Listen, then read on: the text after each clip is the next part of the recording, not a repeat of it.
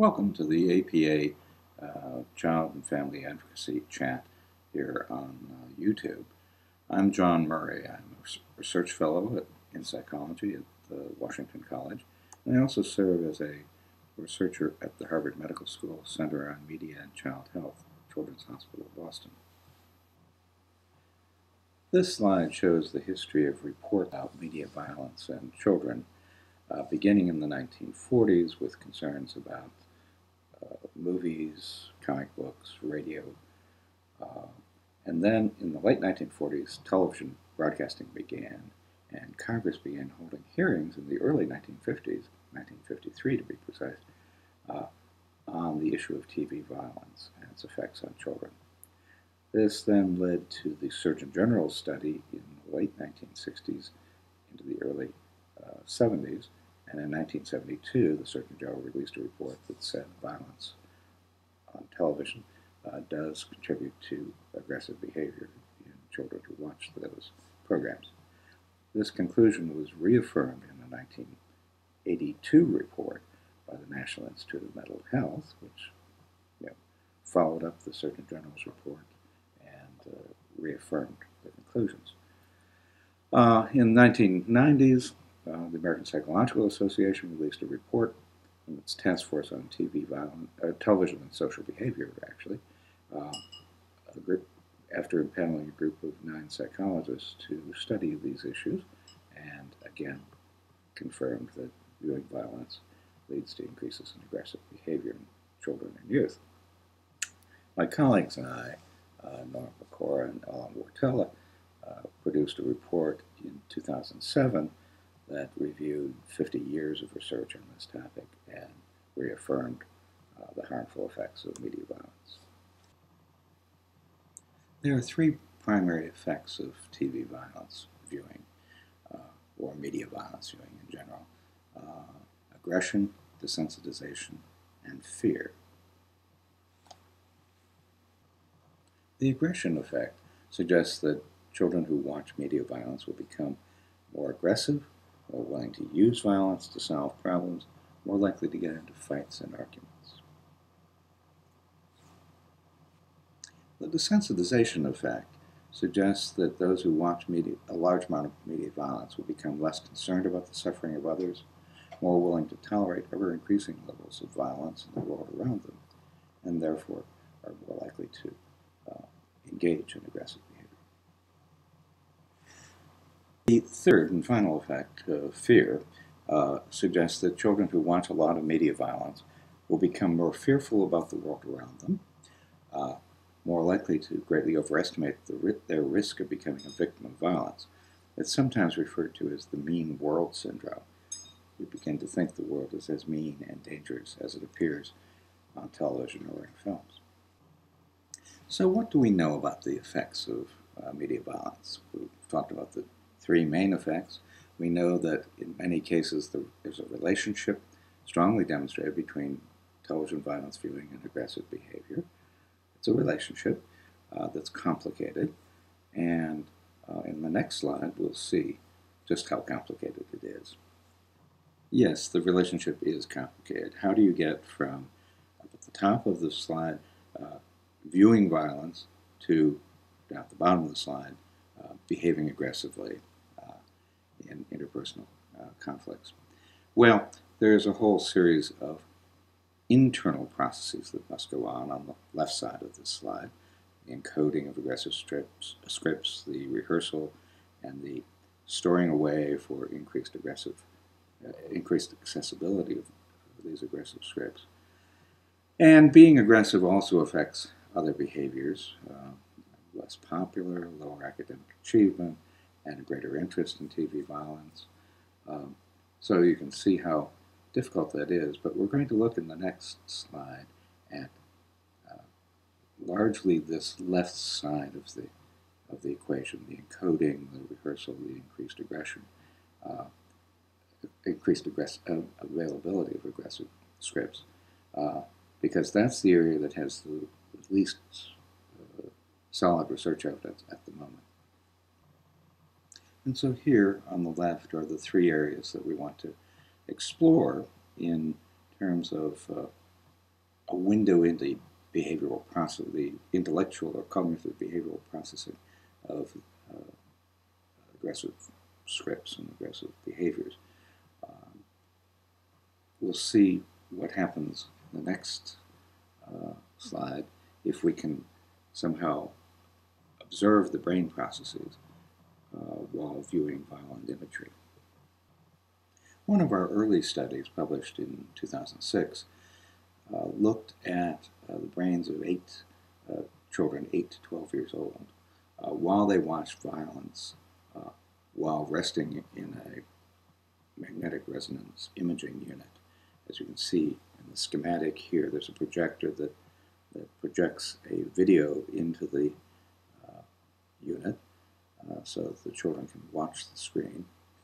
And since this is an fMRI, a functional MRI, we're looking at continuous activations of various areas of the brain, the whole cortex, during the viewing of violent and nonviolent TV programs. So what were the youngsters watching during this experiment? They were watching 2 3-minute clips of 3 different kinds of video input. Violent clips, which were taken from Rocky IV. If you've ever seen a Rocky movie, if you've seen one, you've seen them all. There's a lot of beating and punching and a touch of blood here and there. And we chose this particularly because we wanted close interpersonal violence. So there are 2 scenes taken from Rocky. There are then also 2 scenes taken from a National Geographic special on animals at play, not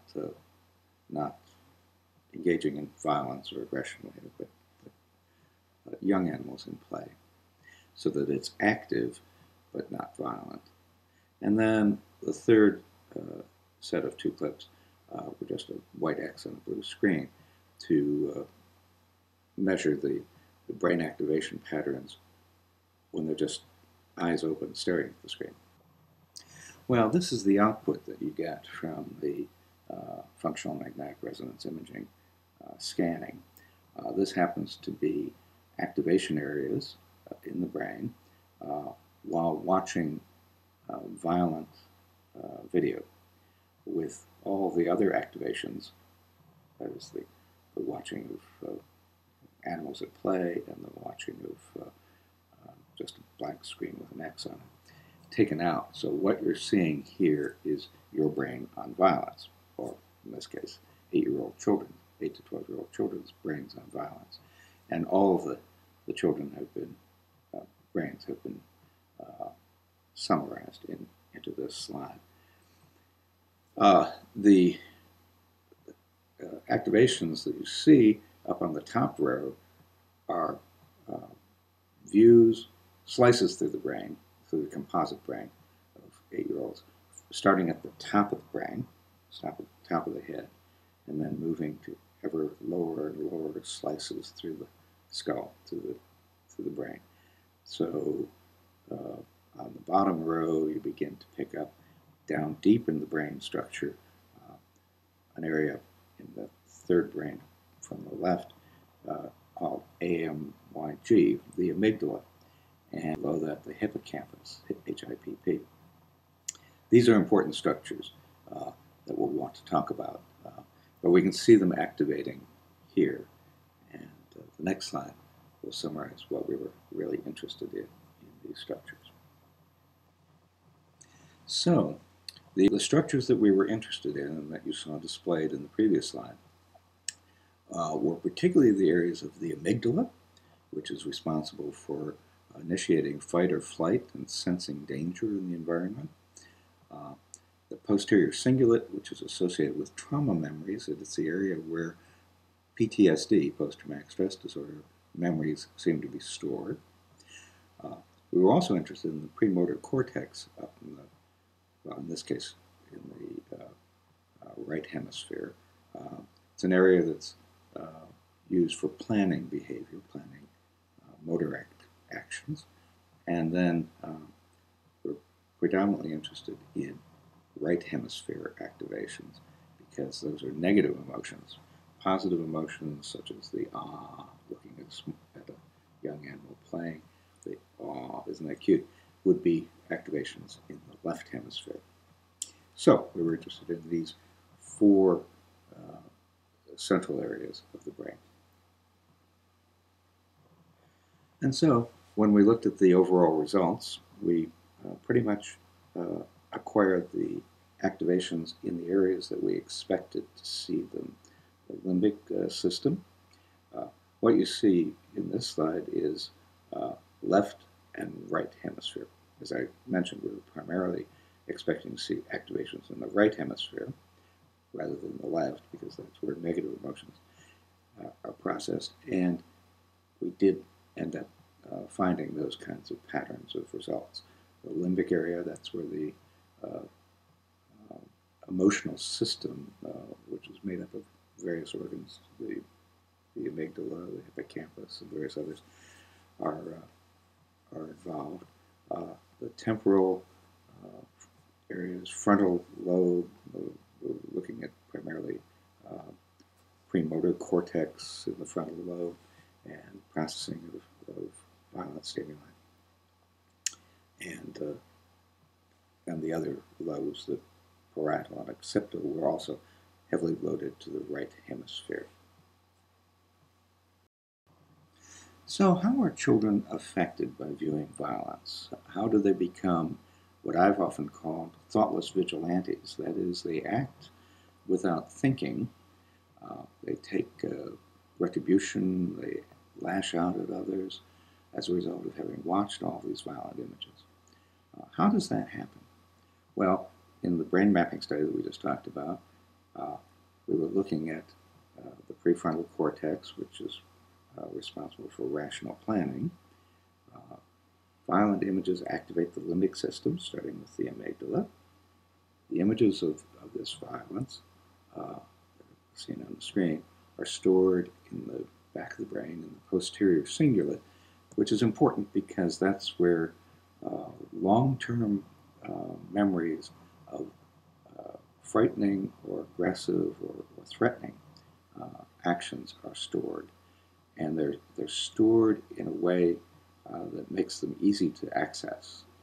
Hence, for example, the parallel with PTSD, post-traumatic stress disorder, when these memories of terrible things that they've witnessed, they've seen, come flashing back without a moment's notice. So, when confronted with threats, the violence viewers respond with aggression because they fall back on these instantly activated scripts, and the aggression is then guided by the scripts stored in the posterior cingulate. Other studies have, by Matthews and his colleagues and what have you, have also suggested reduced prefrontal cortex involvement, and that's interesting because it means there aren't any brakes put on the violence. There's not the inherent, let's stop and think about this for a moment before we act out and lash out.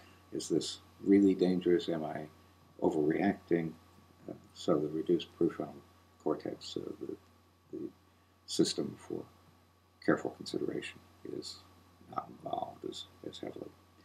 Hence, heavy violence viewers, video gamers, and particularly male adolescents, are more likely to react to any provocation with this thoughtless violence of thoughtless vigilantes. So, now that you're armed with all of the information as background to the research and public opinion and policy concerns, what can you do to advocate for change? Well, there are various things you can do that require differing levels of involvement.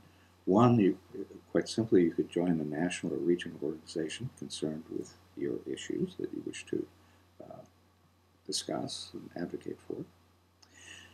Two, you can check policy statements from professional organizations that have reviewed the research and are taking a public position on the issue, in this case media violence.